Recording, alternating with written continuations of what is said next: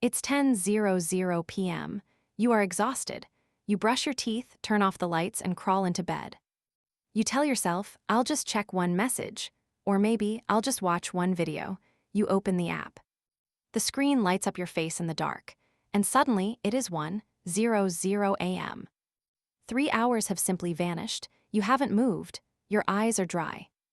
Your thumb is automatically swiping, swiping, locked in a trance. You aren't even enjoying the content anymore. You are just scrolling. We call it doomscrolling. We treat it like a bad habit, like a lack of willpower. But what if I told you that your lack of self-control is exactly what this machine was engineered to produce? What if that glowing rectangle in your hand isn't just a communication device, but one of the most sophisticated behavioral manipulation tools ever created in human history? To understand why you can't put your phone down, we have to go back to a laboratory at Harvard University in the 1950s. Long before smartphones existed, a psychologist named B.F. Skinner was conducting experiments that would eventually become the blueprint for modern social media. Skinner was studying something called operant conditioning. He wanted to know how rewards shape behavior. So he built a box, now famously known as the Skinner box. Inside the box, he put a hungry pigeon. He also installed a small button. When the pigeon pecked the button, a small pellet of food would drop into the box. The pigeon quickly learned the rule: peck the button, get a reward. This is basic conditioning, but then Skinner did something devious. He changed the rules. Instead of giving the pigeon a pellet every time it pecked the button, he made the reward unpredictable. Sometimes the pigeon pecked and got food. Sometimes it pecked and got nothing. Sometimes it had to peck 3 times, sometimes 10 times, before a pellet dropped. Skinner had discovered a psychological mechanism called variable ratio reinforcement, and the results were terrifying. When the reward was guaranteed, the pigeon only pecked when it was hungry. But when the reward became unpredictable, the pigeon's behavior changed entirely. It became obsessed. It pecked the button compulsively, constantly, relentlessly, even when it wasn't hungry. The unpredictability didn't make the pigeon give up. It made the pigeon addicted to the act of pecking. Now take a look at your smartphone. Look at your social media feeds. What happens when you pull down to refresh? You don't know what you are going to get. Most of the time, it's nothing special. A boring post from a relative, an ad for shoes, a repetitive meme. But every once in a while, you hit the jackpot. You get a hilarious video. A message from a crush. A post that triggers intense outrage or deep satisfaction. You get a pellet of food, your phone is a Skinner box, and you are the pigeon. Every time you swipe, every time you pull to refresh, you are pulling the lever on a digital slot machine. Tech companies did not design algorithms this way by accident. They hire thousands of behavioral psychologists and neuroscientists to optimize their platforms, ensuring that the reward schedule is perfectly tuned to keep you scrolling. They call it engagement, but neurologically it is addiction. When you see a notification, or when you anticipate a good piece of content, your brain releases a neurotransmitter called dopamine. Dopamine is often called the pleasure chemical, but that's a misconception.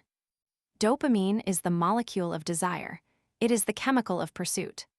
It's the engine that drives you to seek out rewards. When our ancestors found a bush full of berries, dopamine flooded their brains, urging them to remember the location and eat as much as possible. It kept us alive, but in the digital age, this system has been hijacked. When you doom scroll, you are subjecting your brain to a relentless, unnatural flood of dopamine. Swipe, spike, swipe, spike, swipe, spike. The problem is that your brain is designed to maintain balance, a state called homeostasis. If you flood your brain with too much dopamine, your brain adapts by reducing the number of active dopamine receptors. It turns down the volume to protect itself.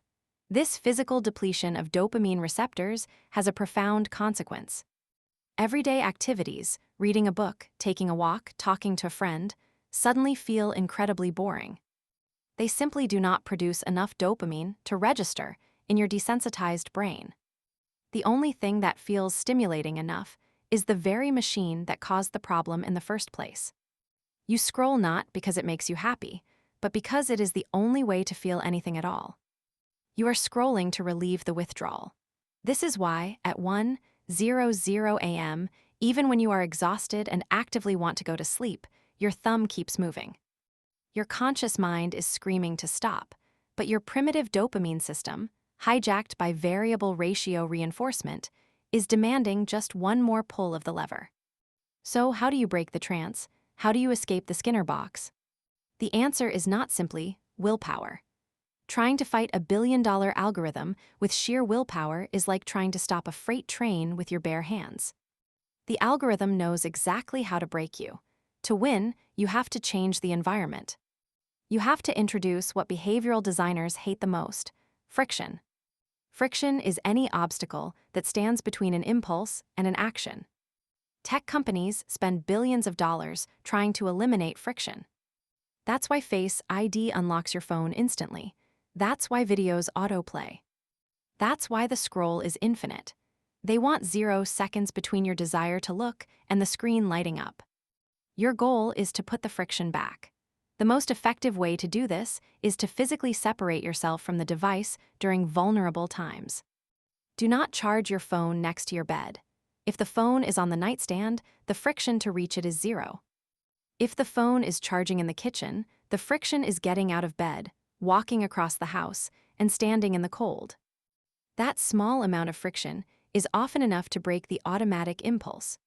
Second, destroy the slot machine's variable rewards by turning your screen to grayscale. When your screen is black and white, the vibrant red notification badges lose their urgency. The colorful videos lose their hypnotic appeal. The dopamine spike is significantly dampened. Finally, delete the apps that act as your primary slot machines from your home screen.